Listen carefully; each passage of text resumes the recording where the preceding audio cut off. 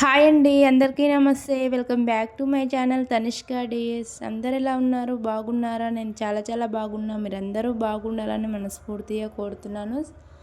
Summer special వచ్చేసి పుచ్చకాయతో juice చాలా బాగుంటుంది. ఇలా చేసి చూడండి ఒక్కసారి.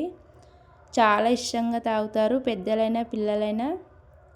ఫ్రిడ్జ్లో పెట్టుకుని చల్లగా తాగామంటే టేస్ట్ చాలా బాగుంటుంది. మళ్ళీ ఇదే జ్యూస్ కావాలని అడుగుతారు, అంత బాగుంటుంది. ఒక పుచ్చకాయని తీసుకొని సగానికి మధ్యలోకి కట్ చేసి ఇలా ముక్కలుగా కట్ చేసుకోవాలి. ఈ ముక్కల్ని మిక్సీలో పట్టేసుకోవాలి, మెత్తగా గ్రైండ్ చేసుకోవాలి. ఇక్కడ నేను తీసుకున్న క్వాంటిటీ ఒక ముగ్గురికి అయితే వస్తుంది జ్యూస్. 2 కప్పులు అయితే తీసుకుంటున్నాను పుచ్చకాయ ముక్కల్ని. మిక్సీలో వేసుకొని 2 స్పూన్ల చక్కెర వేసుకుంటున్నాను. ఇందులోకి 1 కప్పు పాలను అయితే తీసుకొని మెత్తగా గ్రైండ్ చేసుకోవాలి.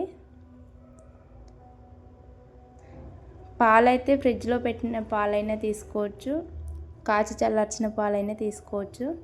సబ్జా గింజల్ని ఒక అరగంట సేపు నానబెట్టేసుకోవాలి. ఇలా మెత్తగా గ్రైండ్ చేసుకున్న జ్యూస్ని ఒక బౌల్లోకి తీసుకొని సన్నగా కట్ చేసుకున్న పుచ్చకాయ ముక్కల్ని వేసుకోవాలి, సబ్జా గింజల్ని వేసుకోవాలి.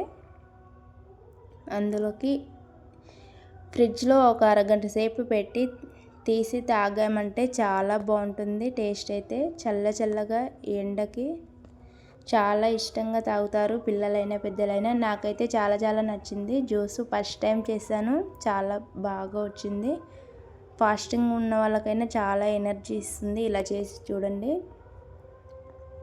ఒక్కసారి తాగారంటే మళ్ళీ ఇదే కావాలనిపిస్తుంది. వీడియో నచ్చితే లైక్